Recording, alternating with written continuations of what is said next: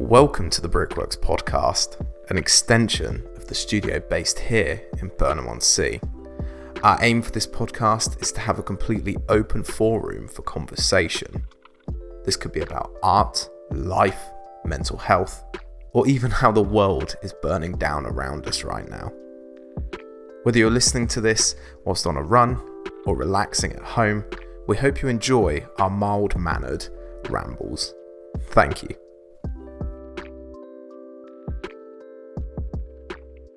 Look at that wall.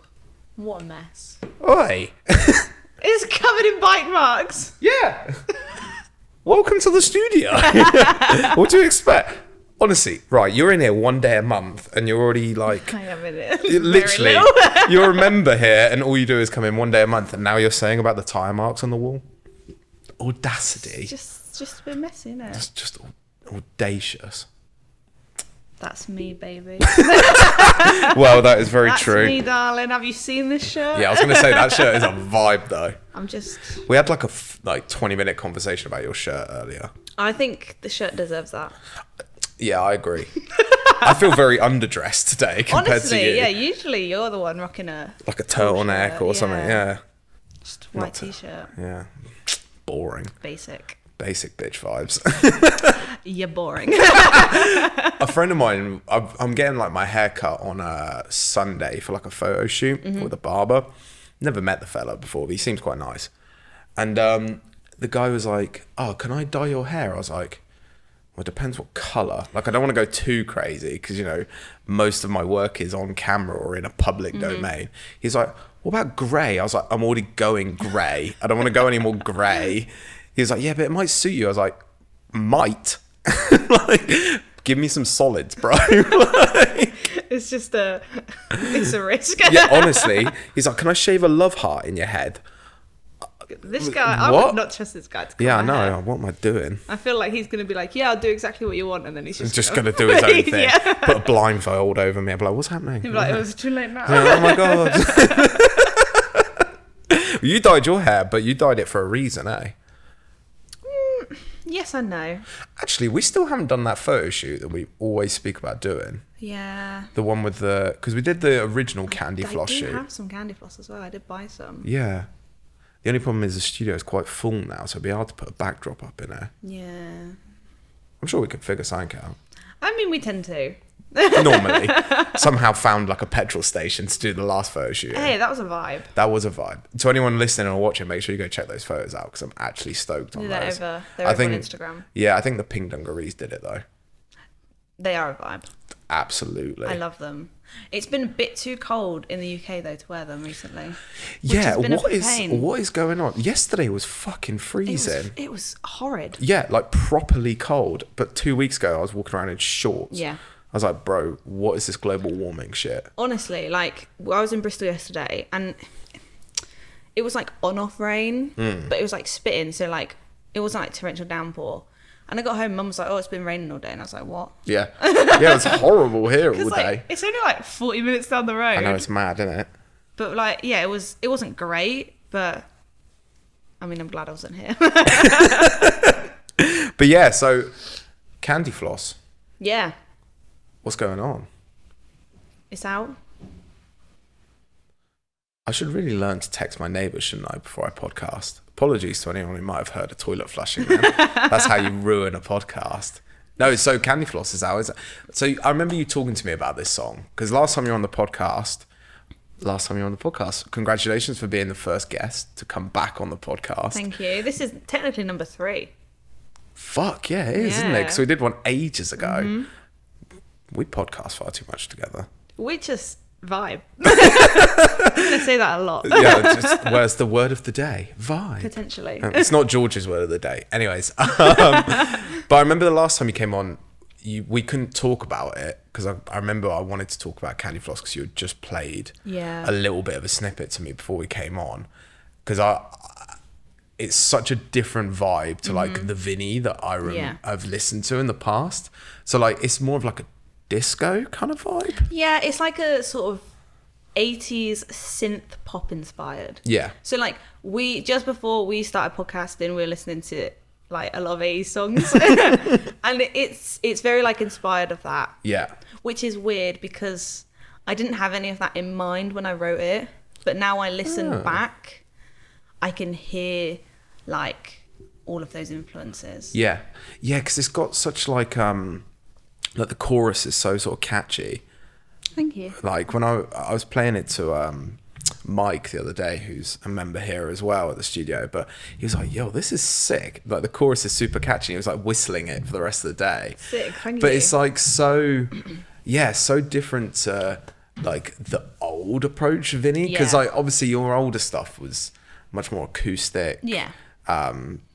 To use lack of a better term, but sort of in the feels. Yeah. You know, like if I wanted to really get into like my feels, I'd put Vinny on. Yeah. Like from one way of my back. one of my best mates refers to me as sad indie. Sad indie. I'm the sad indie girl. That should be a genre on Spotify, not gonna lie. I think there's a playlist. Fuck off, really. I mean, I probably liked it. You're I'm at not the gonna top. lie. I am a constant listener to that. But yeah, like it is different. I don't even know how it came about.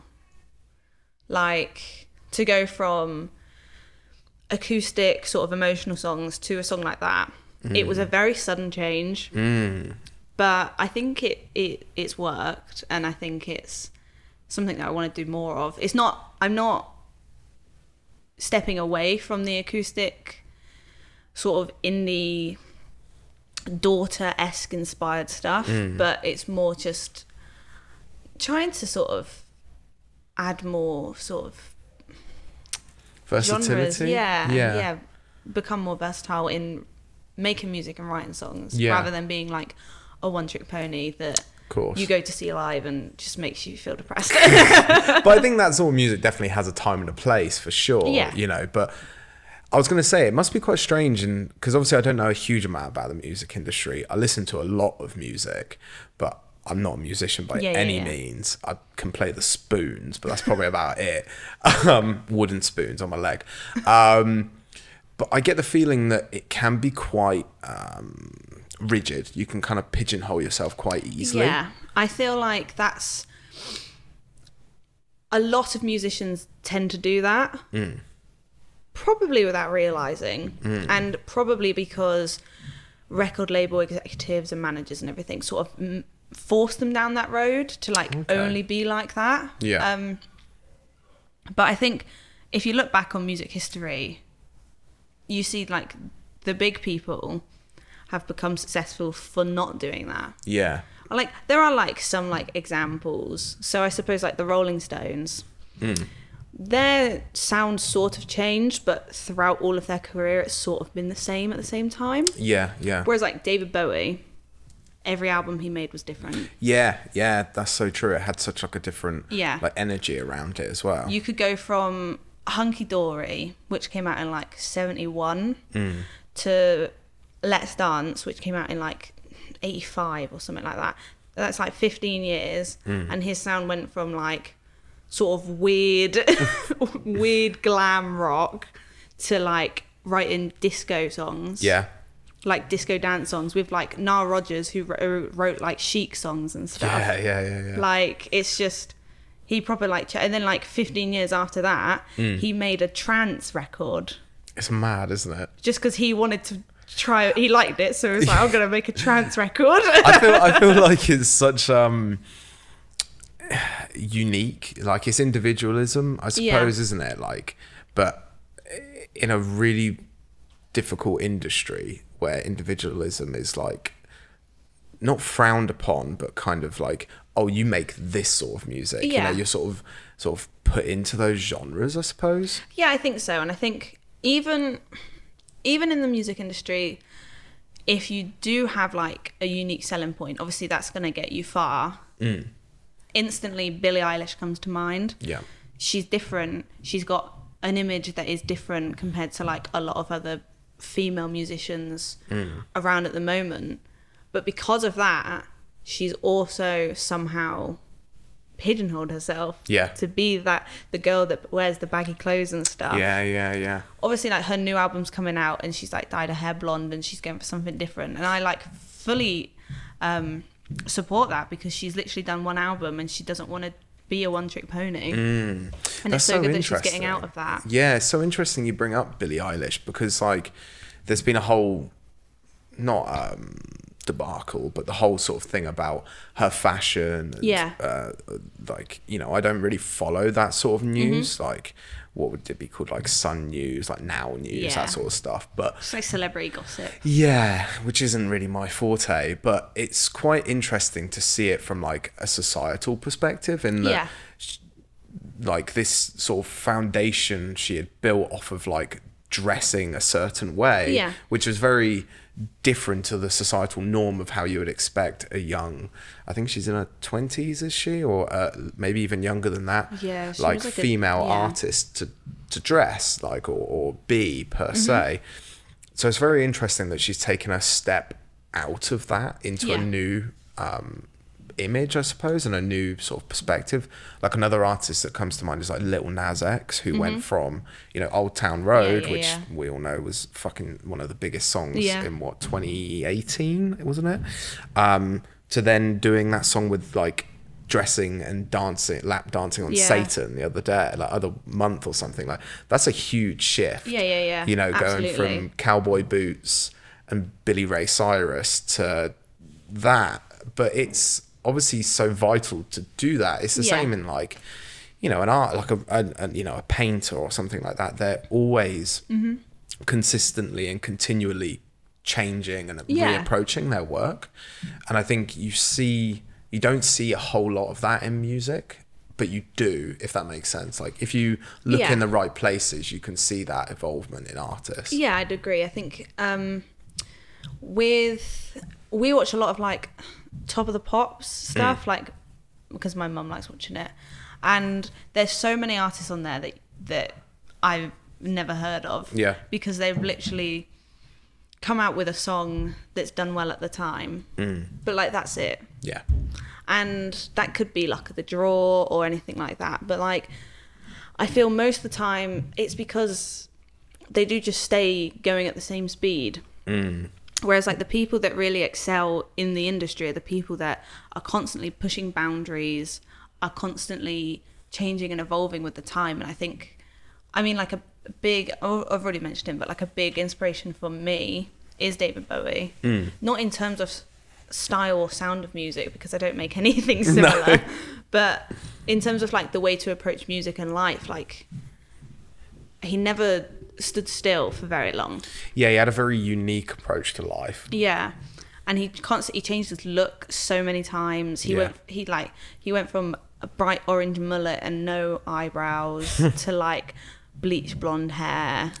And then he had like, he's just like always changed, and he always did something different. And he eventually got to a point in his career where he didn't want to play his old stuff anymore. And he did that for years. He wouldn't play it because I think they wanted, you know, MTV Unplugged? I can't say I do, no. So that was like a thing that was big in like the 90s. So they'd get a lot of musicians on it and they'd play acoustic songs. So like two famous ones, Nirvana. That's a really big one, that whole album. They actually covered a Bowie song on it. And like Eric Clapton did one, which actually won him a Grammy. And it's just him playing live all his songs, but acoustically. Phenomenal album. But like they did that a lot in the 90s, and they asked Bowie to do it. And he didn't want to play his old stuff, so he didn't do it. Because he just didn't want to be known for his old stuff. And then like about 5 years after, he went on a tour and did all of his big hits. Because he wanted to do them again. But it's like he doesn't just want to be known for that. I suppose it's having that individual strength in yourself to be like, actually, no, I'm going to stay true to like my values right now. Which I suppose in an industry like the music industry, which is so heavily influenced by people from outside of the industry in a way, I suppose, you know, that aren't playing music every day, like music labels and stuff like that, and executives. I'm sure you know, you get quite heavily influenced by those people, and so to stay like super true to your values, I suppose, is really quite difficult. You know, because there's, you know, I suppose when you make a certain level or, you know, into the echelons of music, there's probably a huge amount of people around you saying, maybe you should do this, or maybe you should make another song like that. Like, to actually challenge that and be like, no, I'm going to do something different and I want to go a different way. Like, that takes a huge amount of strength in yourself and belief. Absolutely, I think, yeah. know? I think even no matter what stage you are in, like, your career as a musician, that takes a lot of strength to do, because whether you're at the stage I am or at the stage that he is or was, you know, at the stage that I am, you've got to have the strength to be like, I want to go outside of what I'm comfortable, do something different, see if it works. You're making those risks. Yeah. Whereas at like a bigger stage, like for Bowie, for instance, he would probably have upset quite a lot of people of him saying that, like record executives and everything. Yeah, absolutely. A lot of fans, but he stuck to his guns. Yeah. You can't, I suppose you probably have to be quite selfish in some capacities. I think working in music, I think you have to be. Because a lot of music that you make comes from like deep within. Like from a songwriting perspective, especially. So you're quite sort of protective. And that a lot of like musicians get labeled as like arrogant and stuff like that. Yeah. But like, I think to a level you have to be. Yeah, well, there's the whole arts is quite a selfish landscape at the end of the day, you know. In the grand scheme of things, there's only one person that can do what they're doing. You know, I can't remember who it was I was talking to ages ago, but I used the analogy of, you know, I can collaborate with people to make a picture, but we can't all press the shutter at the same time. Yeah. You know, it still is me looking through the camera or whomever it is composing that shot and making that shot. So you have to be, there's a level of selfishness, but also self-awareness in that, I think. You know, and it's very interesting when you start to like break that down and start to look at yourself in a different sort of light. You know, I don't know if yourself looks as you as an artist different to you as Vinny, because to me there's two aspects to myself. There's Jacob, who's sat here on the podcast with you right now, and then there's Jacob the artist, me the photographer, or whatever it might be, which has a different perspective on life, but is fed via those experiences that I've had in my personal life. And it's not a character per se, but it's like different aspects of me. No, I agree with that. I think a lot of musicians in particular have personas that they put to the forefront when they perform and everything.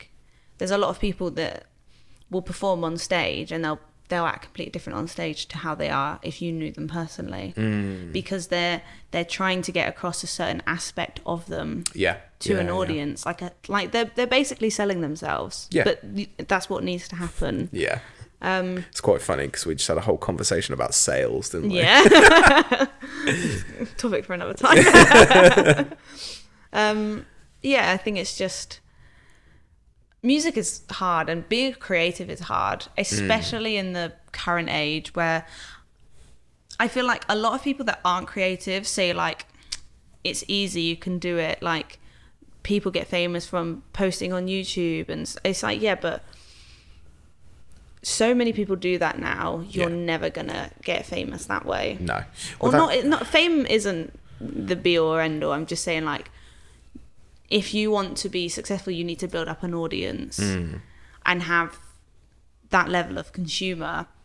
And because there's so many people trying to do that with online platforms, it becomes very hard to for people to filter out what they like and what they don't care about. Yeah, absolutely. And I think I totally agree. It's, you know, this whole concept is easier than ever to share what you do, but it's also harder than ever to sell it. Yeah, you know, that's because exactly it. There's, you know, I don't know what the exact figures are, but I think a few years ago I looked into it, and YouTube, it was like every minute an hour's worth of footage gets uploaded. I think it's more than that now, but every minute of the day is a new hour of like video footage. That's every crazy. Minute. That's great, and so that's only YouTube. Yeah, 60 minutes, 600 hours. Like, how crazy is that? Like 60 hours of footage is now on YouTube in an hour. Like, so it's of course, that's not all music or et cetera, it's multi-discipline, multi-platform.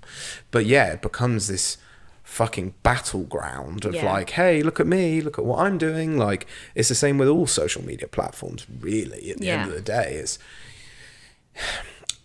being an artist, whether you're a musician or any form of artistic creation, being a creative, whatever the terminology is a really hard fucking place to be, because it's something you love. You put your time, your passion, your energy into it, and quite literally your soul sometimes. And then you put that out in the world to try and not necessarily sell it, but to garner an audience to then almost justify you putting that time and energy in. Because let me use this as an analogy. Let's go down the rabbit hole here. If you get a job, like a regular job, you work 20 hours a week, okay? You go to work, you work your 20 hours a week, and at the end of that, you get paid because you've done your 28 hours a week. That's your justification for your 20 hours of a week, your paycheck, right? But when you're a creative, most of us are freelance. A large majority of us are freelance in most capacities. There is no such thing as hours. You can like put hours to how much you work, but at the end of the day, it's 24/7, 365, because as a creative, your job doesn't stop. Your job is always in your mind. Yeah. You're always thinking, and I'm sure for yourself with your music, you're always thinking about your music, whether you're fucking in the shower or at the gym, whatever it is, you're always thinking about it. I mean, last night I was sort of just lying in bed, like thinking, I need to go to sleep. Like, I need to sort of chill out. It's probably like coming up to like 1 a.m. Yeah. And then like I saw something, or like something came into my mind. I can't for the life of me remember. Yeah. But all of a sudden I was like, I could write a song. Yeah. And like I had to stop myself, because I was like, no, I need to go to sleep. But I had like this inkling to be like, oh, I wonder if that could be a song. And like, it was no idea. It was nothing solid, which is why I didn't do it. But it was like a sprinkle of like inspiration. I was like, I feel like I could write something now. Yeah. But it was like 1 a.m. Yeah. I was in bed. Yeah. But arguably that's the time to do it. Yeah. You know? And I think that's the thing, is sort of coming back to what I was saying. There's no real justification for being a creative in the grand scheme of things. There is, but there isn't, because there's so many forms of justification. There's how many followers do you have? How much engagement do you have? And then outside of that, how much money do you make? Yeah. You know, the traditional form of justification. But when you're, a young creative first starting out, and when I say first starting out, I mean within the first 10 years of your journey, this shit takes a long time. I think we're so used to having everything right away. Like, I can I can go on my phone and order a pizza and it'll be here in 10, 20 minutes. Yeah. You know, I know that's a weird analogy, but we're so used to it, having things like come to us straight away. Shit like a career takes a long time to build. Yeah, you might get lucky and get signed straight out of uni, but some people do. But I was talking to Doug about this on the podcast the other day. I'm glad that didn't happen to me. I'm glad that I didn't leave uni and somebody picked me up from a gallery and that was my job and I just made the same shit day after day, because I've learned so much in this time of like figuring out who I am as a creative. And that for me is the justification, is looking at the progression, looking at where I started to where I am and where I want to go.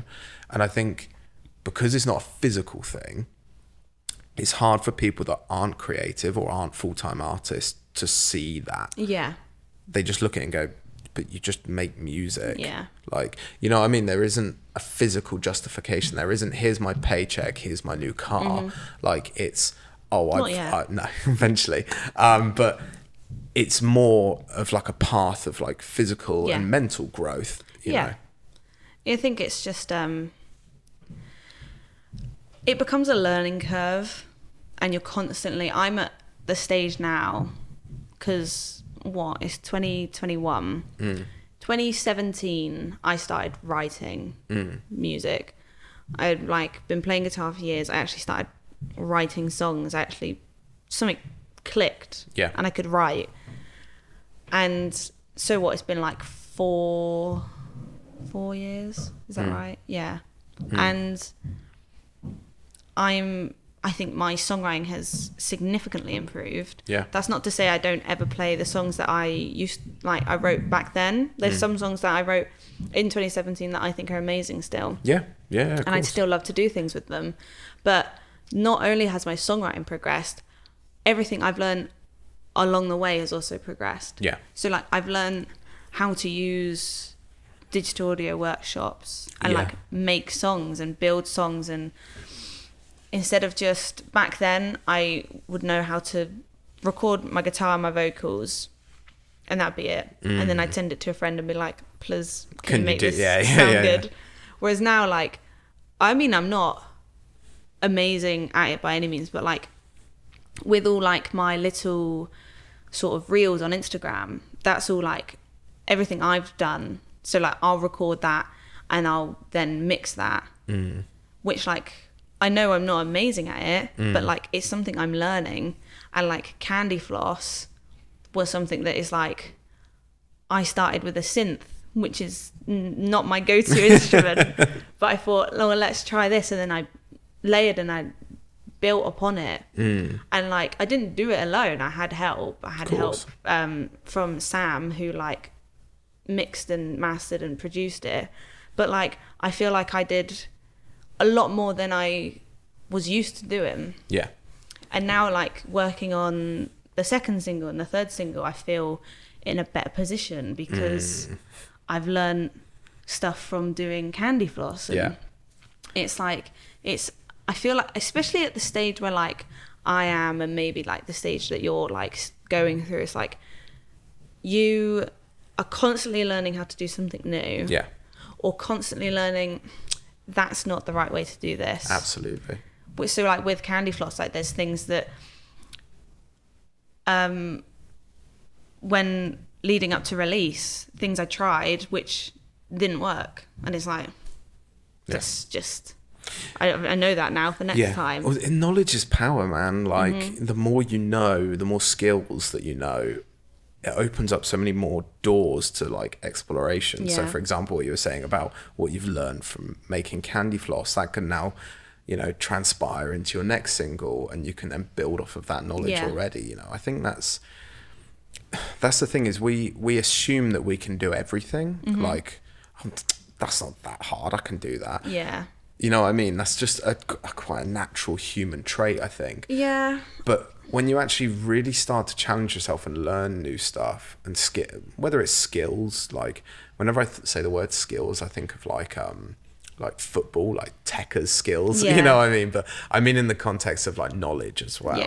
When you start to build like a good base, you know, when I started podcasting, I didn't have a fucking clue what I was doing. I don't know. I'm not an audio engineer.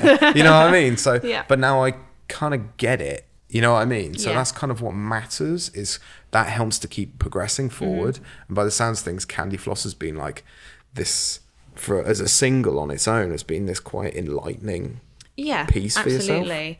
I have always wanted to get music out, like officially, and I've put it off for so long. And I just thought I was gotta fucking bite the bullet. Why did you put it off? The fear. Do you reckon? Takes over, yeah. Because that's the thing with being a creative and being a musician in particular, or certainly a songwriter in particular. You've put all of this time and effort into a song. Maybe not Candy Floss. That's not a song that's like come particularly from the heart. I mean, like I've still worked hard on it, but like there's certain songs that like I've literally poured like my heart and soul into. And when you're putting that in the world, it's like, what if people don't like it? That's the fear that starts ticking over. And I just thought, fuck it, I just got to do it.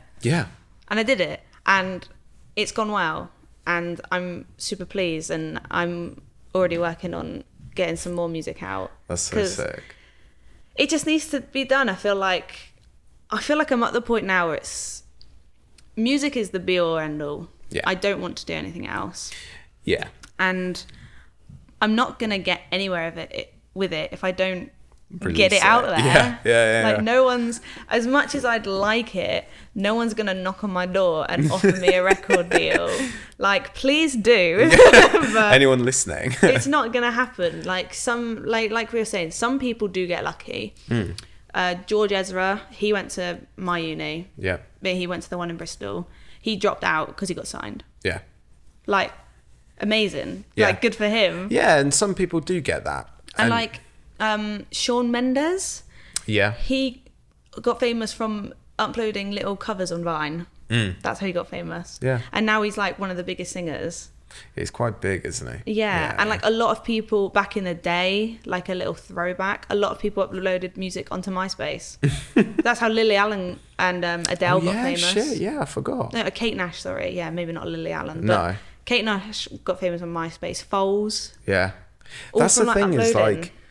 Some people do get lucky like that. Yeah, it's. I think I've mentioned it to yourself before, but I read a book a while ago called Feel the Fear and Do It Anyway. Yeah. Remind me, I'm going to give it to you. Yeah, because I do. want you to read it. Because honestly, it was like such a fucking catalyst for me. Because when I was reading it, I was going through a bit of turmoil as a creative. I was like, fuck, what am I doing? Where am I going? Etc. Etc. And then reading this book, which I'll give a very brief summary. It's much more in depth than this, and it's kind of in the title. But it's the idea of understanding our fears, understanding what they are, and then doing them. Yeah, facing them. Very much so. But it goes much more, as I said, internal. If you're listening or watching, make sure you go get that book. If you're in a place where you're scared shitless of making a decision, but you know it's a decision that needs to be made, read that book. It'll change your life. But anyways, it's like that moment of just saying like, fuck it, let's just do it. It's almost like this catalyst moment. Yeah. Like when you say it, it's like, I don't know about yourself, but when I've had them, it's like, it's this relief over your body, because you hold all of this fucking stress and this tension in, and then you're like, fuck it. Yeah. Like, and then you just do it and you're like, oh shit, I'm enjoying this. Yeah. Like, oh, we're starting to get moving, you know? Do you think for yourself now, it's like, you're not going to try and like overthink it too much, like your next single and stuff like that? Not overthink it, maybe that's the wrong terminology, but like, do you feel that Candy Floss has opened up this new door of just being much more explorative and I think putting so. your work out? I mean, it's not done. I'm not going to be like putting out everything I possibly could, because I still feel like, you know, you want to put out the best there is. Of course. You want to, like, because I've got so many songs I've probably forgotten about, but like, you write to get better. I remember being at uni and someone said like, you should write a song every day, because they might be shit, but you're helping your songwriting if you're forcing yourself to write. I don't do that. No. I have to be in the zone to write. But like, if I come up with anything, I'm happy with it. Like the other day I just came up with like a little verse and I thought, that sounds good. Don't know if I'll ever do anything with it. It was very more like older Vinny, sort of soft acoustic stuff. But I thought it sounded good and it's definitely got room to grow. But in terms of like releasing, it's still like, I'm still very like critical on what I want to release. So like Candy Floss, I still didn't think was good enough to release. I remember the amount of conversations that we had where it's just like, just fucking put it out, Vinny. It's such a good song. Like, I just didn't. There's always this thing where it's like, the artist hates the art. Yeah. And That's just part of it though. I think. So like, even though like everyone like I'd spoken to said that it was good and told me to release it, and people were excited for it to come out, and it's been on like people's on repeat playlists and stuff like that. And it was played on BBC Introducing, and at that point, only at that point that it was played on Introducing, I thought it's good enough. Because it got radio play. And it's like, I didn't think it sounded good enough to be played on the radio. Just because I didn't think it was the best that I could offer, you know? But the fact that it was has sort of boosted my confidence a bit. And it's one of those things where I don't think any song I release I'll be 100% pleased with. No, I think that's natural though, because as artists, we're our worst critics. Yeah, absolutely. Oh, apparently my TV is about to switch off in 5 minutes. That could be interesting. Yeah, we're our worst critics, because we're so hypercritical of ourselves because we know what we can do. Yeah. You know what I mean? Yeah, and I think as artists and as creatives, you criticize yourself a lot because you think you can do better or you should do better. So like, no matter what I do, I can play something amazing on the guitar, or I can write something where I think this is really fucking good, like this sounds like a great song, but you still think, no, it's not good enough. And like, that is something that I'm trying to train myself out of, not because it's not helpful, because a mindset like that can push you, but it's important to not be overly critical on yourself. You need to be able to like what you do. I think you have to have I think you have to have the ability to see your work from a different perspective, not from just like your own eyes or your own ears in your industry. You have to take it from a perspective of somebody else looking at it. You know what I mean? Because it's so easy to look at what we create through our own eyes because we're the creator of it, which is great when we're in the creative process because we can be hypercritical and we can develop and move our processes and projects forward. But when it comes to actually putting that out in the world, the thing that I try and tell myself and try and keep reminding myself is, it's not me that's viewing it. Yeah. I'm not the viewer. It's all those people out on the internet or whatever. So I try and get my head into the mindset of a viewer. So if I was wanting to hear the new Vinny Giovanni song, what am I going into it thinking? Off the back of Candy Floss, that's the way that I try and approach stuff now when I'm releasing work, which I don't release a whole lot of work because I'm not really that fussed right now, to be brutally honest. I think you go through phases like that when you are a creative, where you work and you want to get things out, and then the other half of the time you just want to sort of sit and just work and develop, and I feel like I keep punching you're the not mic. doing very well. No, that was a weird little Twitch thing as well. I don't know where that came from. Apologies, everyone. Sorry, carry on. I think it's just one of those things where like you want to.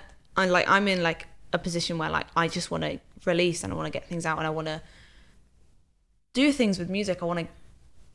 This is like I said, this is my be all or end all. I only want to do music in my life. Yeah.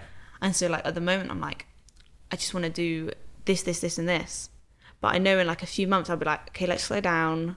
Let's like take time to progress and develop. And I just feel like any creative does that. You go through phases where you release and you're sort of constantly on like this train and this. Yeah. And then you get off and you're like, okay, we'll take a moment. Yeah. And we'll work on things. And even like big musicians do it. Like that's why like musicians release albums. They release an album, they go on the tour, they do promo, everything like that. And then all of that ends and they sort of take a moment and then they work on the next album. Yeah. But they don't like rush it. No. And like I think that's an important thing to do. Like you can't be working 100% of the time. No, I agree. And it's strange to say that because the old me would disagree with that statement. But I think I've learned as of recently that having time to like reflect and look back on, decisions made during a project, whatever it might be, is just as important as being in the moment making the project. Yeah. Because that moment of reflecting, I say moment, but it can last fucking months. But having that moment of reflection allows us to see it from a different perspective and see it with hindsight, which is a fucking great thing in the grand scheme of things. And then from that, we're able to pull details out of it and be like, okay, I did that really well, but I could improve on this or X, Y, Z. And I think like that's so vital to have that reflective time and not just as a creative, but in life in general. Yeah, I agree. That there's so much growth that comes from that reflective period. Mm-hmm. Oh, my TV turned off. God, this podcast, I'm a mess today, Vin. What is going on? Sorry, I'm coughing. I'm punching the mic. The TV's turning off. Not a very good podcaster these days, eh? Speaking of podcasts, it's on random. Hello. So you started your podcast, It's on Random, a couple of months ago, wasn't it? Yeah, we've not been very good. That makes two of us. Our goal was to do every week. We've sort of done every other week recently. Maybe it's because like things have opened up, you get busy, everything like that. Social life becomes a thing again. Yeah. We're trying to sort of get back in the rhythm of it. It's just taken a while, and we've had like so many audio problems. We've just been so unlucky with it. Yeah. But yeah, it's something that we're still working on. We're still pushing. We still want to pursue it. It's fun. I like doing podcasts. Such an interesting like podcast as well. I think because I'm going to butcher the overview now. So it's you guys, you and Paige, your best friend, talking about, is it cult classic films? Yes. But going into like honestly psychopathic detail, which I love. It's like backstage stuff and like, yeah. So we do we review a cult classic every week or whenever we upload. I feel that. And the only sort of caveat with it is that it has to be a cult classic. And like if literally we find like any news article or any web article that says it's a cult classic, we're like, okay, we can do it. On the list. Yeah. And we take it in turns picking films. And we sort of run through it chronologically as best we can, like from memory. So like if it's a film if that's like the first time watching it, we're very bad at doing it chronologically. Yeah. But if it's like a film that we like, we're sort of better. We're sort of more to grips with it. Go through it, talk about like what we like, what we didn't like, and then we do like behind the scenes facts and stuff like that, which is I really enjoy. I love learning stuff, especially about films I like. Learning stuff about the behind the scenes, just I don't know, it just makes it more enjoyable. It gives it a different perspective, I think. I feel like there's a lot of things that you can potentially miss when you watch a film. It's like, honestly, since we did it on the podcast, I literally can't stop thinking about it. Hook. Yeah. It's just amazing. Yeah. And like, I have listened to, because I like listening to podcasts a lot. There's a film podcast that I like listening to called Commode on Film, which is Mark Commode, the film critic. But he has YouTube sort of film guy on called Jack, and they talk about films. Interesting. And like he doesn't do it like all the time with Jack, but like it's quite a lot. Yeah. And they did one episode in particular where they ranked like their top 5 Spielberg films. And Jack's favorite film, well, one of his favorite films is Hook. Yeah. But he didn't have it in his top Spielberg films because he was like, it's not the best film. No. Like, because Steven Spielberg, arguably the best filmmaker of all time. Yeah. Like, arguably, like he's got a very strong he's got case a good, for himself. Yeah.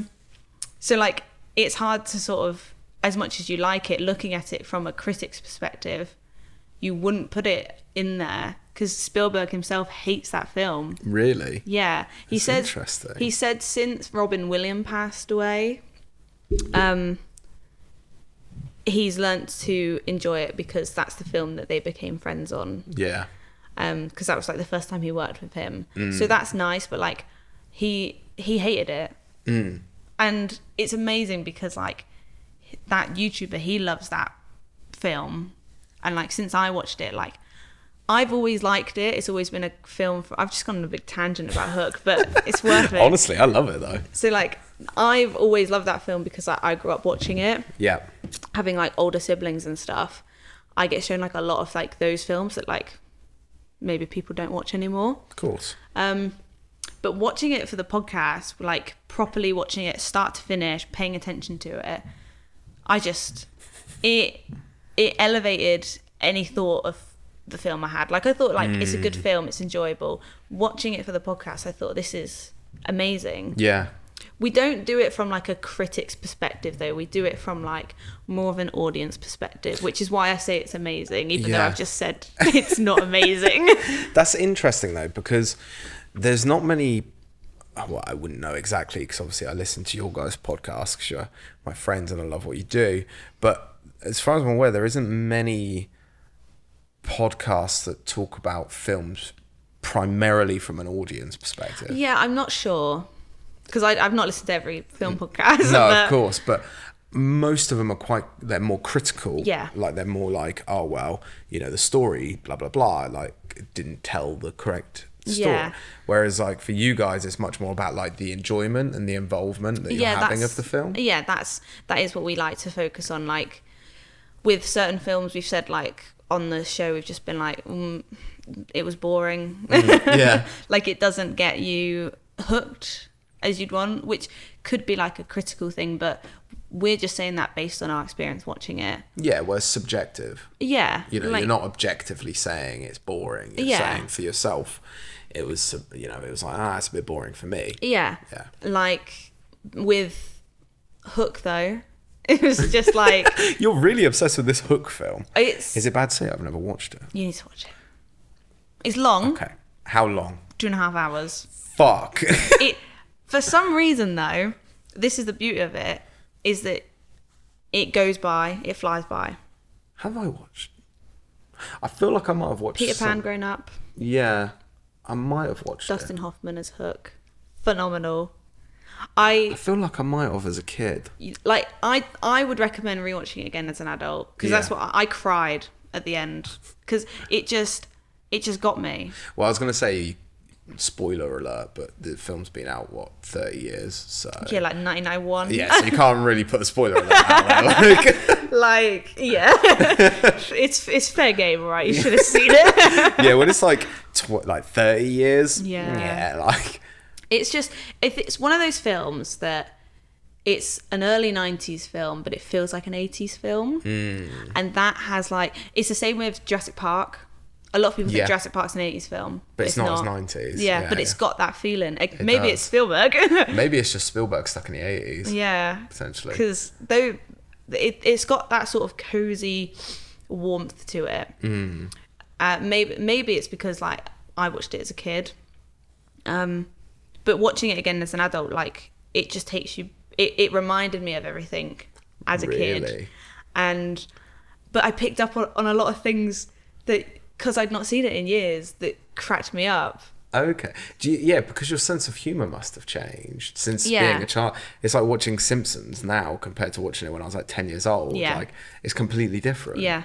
So like, as we're watching Hook, it's a film that like I feel like anyone can enjoy because you know the story of Peter Pan. Yeah. Which is what it's based on. But it twists it because obviously he's left Neverland, he's grown up. And then he returns to Neverland, he does not believe he's Peter Pan. He has no fucking idea what's going on. That's mad. And yeah, his kids have been kidnapped by Hook. And even like Paige had never seen it up until watching it, and she really enjoyed it for the podcast because she says even though she'd never seen it, she still felt that nostalgia because she knows Peter Pan. Yeah. But there's like a lot of like things in it, like I never would have thought beforehand that like Bob Hoskins and Dustin Hoffman were like memorable in it. Yeah. To me, they like stole the show. They especially Bob Hoskins. He played Smee. Just I can't picture anyone else as Smee. Yeah. He like comedy gold, like deliverance of lines. And then I read like later on that they played Hook and Smee as like a gay couple. That was what they like that's what they did. And when I read that and when you watch it, you're like, makes sense. I can see it because they do act very like coupley with each other. Yeah, just like caring about each other. They have like this like back and forth like banter with each other, and he like holds his hook a lot of the time, like he's holding his hand, and it's so funny when you pick up stuff like that. Yeah, like those are like the details on films I like because you pick up when like you read about like behind the scenes stuff. Those are the bits that I really like to learn because I like telling them to people. Yeah. So like in Hook, there's like a lot of cameos of celebrities, which people just don't pick up on. So like Phil Collins is in Hook. He plays like a police detective. He's literally in one scene. But it reminds me of like Edgar Wright as well. Yeah. Like Edgar Wright does the same thing. He has random celebrities in his films. Absolutely. Like, there was I was watching Shaun of the Dead the other day, and it was like is it Chris Martin, the singer? Yeah. He's like one of the Coldplay, he's one of the zombies as they get out of the pub. You just see him in the background. I'm like, that's fucking Chris Martin, mate. Like, Edgar Wright does that. He likes to just get a bunch of people in with I remember watching Hot Fuzz after I'd watched Spaced, and the landlady behind the bar is Marsha from Spaced, their landlord, and I just thought that was great. I just, like, you don't realise it, and then you pick up on all stuff like that, and it just, to me, it makes the experience 10 times better when you know all the little details. Have you ever thought about playing with making a film or like writing a screenplay? Because obviously, being a musician, you're writing music, so you're writing in like not a critical sense, but in a storytelling sense. Yeah. It's similar to writing a screenplay in some capacities. I've always thought about writing like a TV show, but like I've never had like any reason to. And then when I was in uni, I was like deadly sick. I even found all my notes. I had pages and pages of notes about a documentary I wanted to make. No way. And I'd never pursued it. What was it about? Stevie Nicks from Fleetwood Mac. Oh, yeah. Because I watched in my first year of uni, I watched a lot of music documentaries. Yeah. And like, I personally think Stevie Nicks is one of the greatest female musicians like to have ever lived. She's like phenomenal writer, phenomenal singer, and she's just influenced everyone. Like everyone under the sun who's a female musician has probably been influenced by Stevie Nicks. Yeah. And there's nothing about her like that. She's very there's almost this aura around her. Yeah. And there's like Fleetwood Mac documentaries, but I'm like, I wanted to make a documentary about her legacy. Yeah.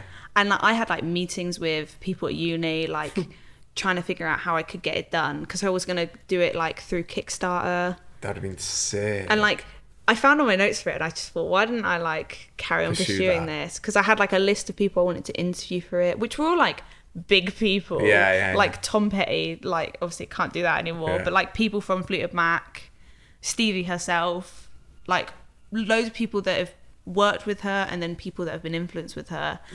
I just wanted to like interview them all and just make a music documentary about her legacy. Should we pitch it to Netflix?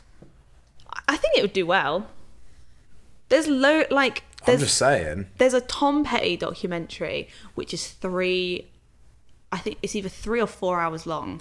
It's long, and I watched it and it was great. Yeah. Obviously, only watch it if you're big into Tom Petty because it's very long. It's not something you can just casually watch, but it literally goes through their history, and like they talk to people that have worked with the band. Like I think Stevie's in it and everything like that. And that's the sort of thing I wanted to make. Not that long, but like something that goes into her history and why people love her, and like talking to like fans and stuff as well. There's a, going back to like films briefly, there's a Back to the Future documentary called Back in Time, which was Kickstarter funded. Yeah. And I really enjoyed that documentary. It came out in 2015 when they supposedly traveled to the future. That's when it came out on that day. That's sick. And the guys that ran it, because it got so much like support from people, they managed to interview like Bob Gale, who wrote it, Robert Zemeckis, who directed it, Steven Spielberg, and then like they also interviewed like Leah Thompson, Christopher Lloyd, and even Michael J. Fox, who's like obviously famously unwell. Yeah. But like they managed to interview all these people. That's crazy. And they also interviewed like fans and stuff. So there was like this story of this couple who got, the husband found out that he'd been given like 6 months to live. And the same day that they got back from from the doctors after he told them that, they got a letter saying they got approved for a credit card. So they just went out and maxed it and bought a DeLorean, and they spent their time making it look like the car from the film, like making it look like the time travel car. And they drove around America raising money for the Michael J. Fox Foundation for Parkinson's. Wow. And like now, like 3 years later, like he's still alive, the guy that was given 6 months to live. That's crazy. And they go around raising money. That's so incredible. That's such an incredible story. Yeah. And like I'd love to do, in terms of like making a documentary, I'd love to do something like that where like you talk to people that have worked with her, people that have been influenced by her, and like just like fans that like her, because music changes people. Yeah. And music can like properly influence someone's life. It's done to me. So to talk to people that have been influenced by, and like her music has changed their life, I think just that would be, there's so many stories there that people... I honestly could see you transitioning into like filmmaking. It's always been something I've been interested in. Not transitioning, like as another aspect, as Vinny the creative. I could see it because you have quite an eye for detail as well, which you kind of need.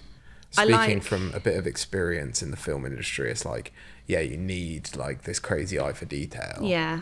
Even in docus. Yeah, I love films. I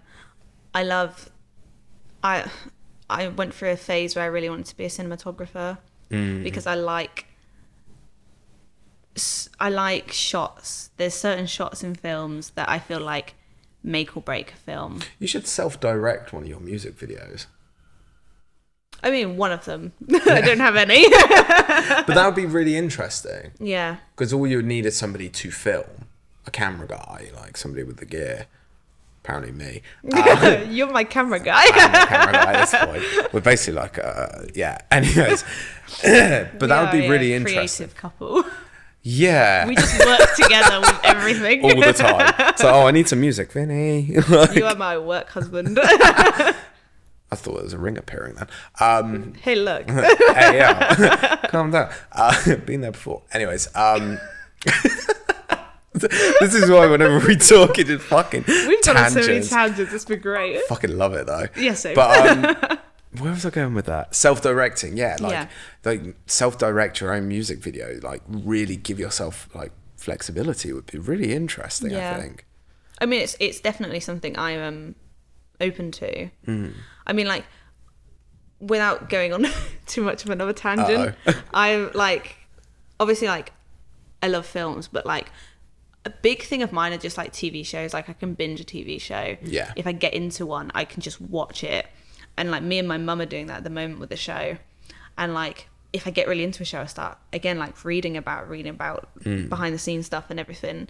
And the show that we're watching, I found out that like the main cast, one of the guys has directed he directed 2 episodes of it, I think. And then like another cast member made his like directional debut directing an episode. And then like the main character, he wrote 2 episodes and he directed an episode.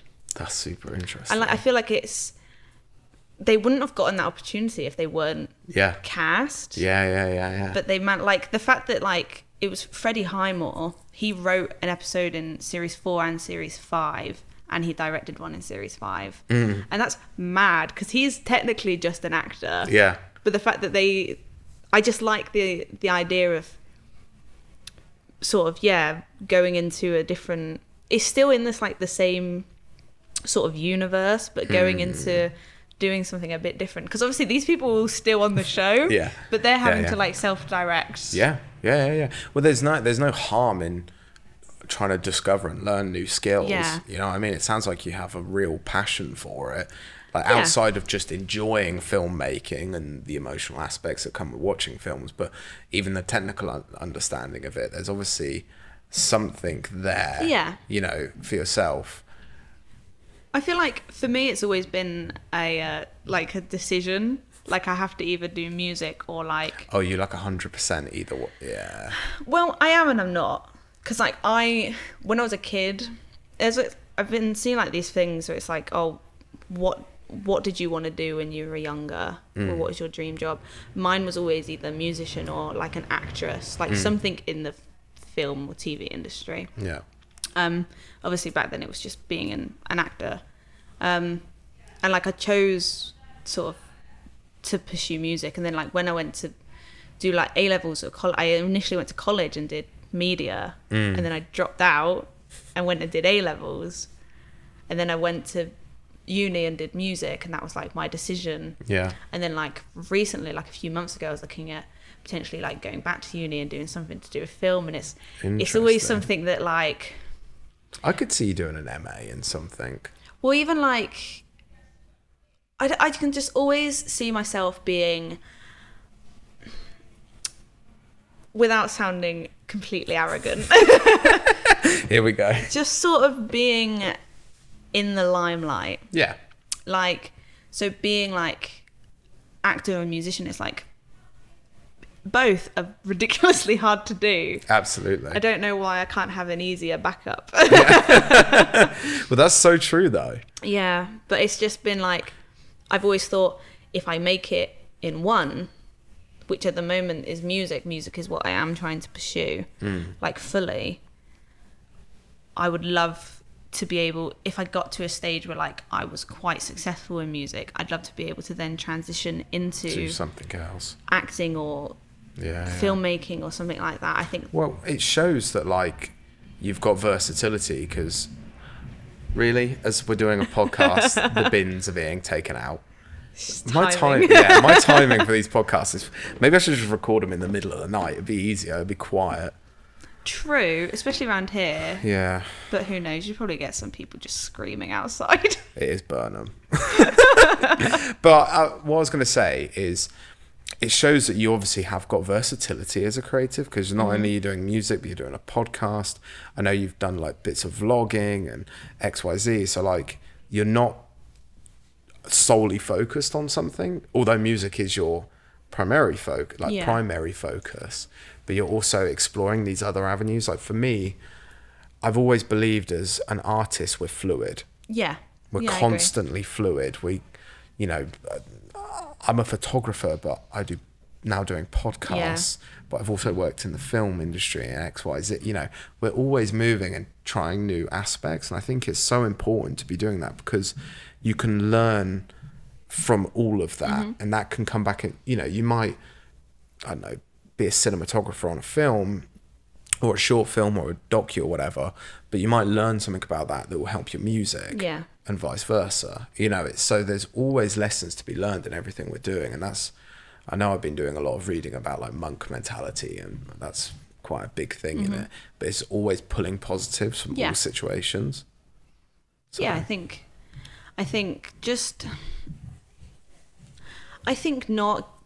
just think not giving up on anything is good, because then you're not sort of closing yourself off to it. I feel like once you've given up on something, you won't really open that door again. No. Because you've closed it, you're like, no. So like, I've done that with jobs, like part-time jobs. I should be like, no, I don't, I'm not getting on with it, I don't like it. Yeah. But it's like, I don't ever plan to return to that, because that's not my be-all or end-all goal. It's staying true to yourself. Yeah. Like, it's true to your values. So for like yourself, your value is that you want to be in the limelight, you want to be successful, as a very simplified overview. It's staying true to that. Yeah. You know, and it's okay to not pursue other avenues, like a part-time job and all this other stuff. You know, we were saying before we came on the podcast, like the idea of, you know, not being happy with where you're working or work in the past, and feeling kind of like bad for leaving. No, because you've got to stay true to your values. Yeah, you know what I mean? I think regardless of what, as a creative, I think regardless of what you do in the now, you can't let that take over your life, because that's not your calling, that's not your end goal. Yeah. So like, I know people that get consumed by their job at the moment, and like, I like my job and it's fine. Like, I like it, I enjoy the people I work with, but it's not my end goal. No, definitely. It's not something that I'm going to pursue to be a full-time career, because without being blunt or without offending anyone, it's just not, it's not what I want to do for the rest of my life. The only thing I want to do for the rest of my life is to do music and build upon this platform that I've been working on for like 10 years. Yeah. Near enough. Yeah, absolutely. That feels like quite a poetic place to end a podcast. Yeah, I think so. It's quite a nice, like, tangent off to the end. Don't give up on your dreams. Oh, Jesus. You had to make it corny, didn't you? Fucking hell, That's Vinny. me. So where can people find, obviously, Candy Floss, your podcast, Yeah. promo time? Let's see what you've got, Vinny. Promo time. Come on. So, go follow Last Orders Music UK on Instagram. Last Orders __ on Twitter. Last Orders Music UK on Facebook. Last Orders on Spotify and Apple. You can find Candy Floss on there. All one word. And then It's on Random, available on most podcast networks. It's called It's on Random, the cult classic film podcast. You got your promo down. I remember last time we did this, you're like, But yeah, guys, make sure you check out all of Vinny's stuff. The podcast, as I said, is incredible. I might listen to it later whilst I'm having a little cycle. And also make sure you go check out Candy Floss. I'm going to play it at the end of this podcast. How long am I allowed to play it for? Or will I get a copyright strike? Yeah, I definitely will. No? I'm not a star. I'll put like 30 seconds at the end of this. There's no record labels going to copyright you. True. But yeah, guys, make sure you go check out Candy Floss. I'm being dead serious. It's like song of the summer for me. Honestly, it's a vibe. And as I said, make sure you check out all of Vinny's work. It's all down in the description below or wherever it is on whatever platform you're listening or watching this on. And as I say at the end of every podcast, this is when I turn my voice down, talk intimately to the audience. It's a scary world out there, guys. COVID is still apparently a thing. Let's not go into that. Stay safe. Look after your family. Enjoy Candy Floss. It's a banger. And I'll speak to you guys soon. Peace. Peace. Can bright, but sometimes dark and pale.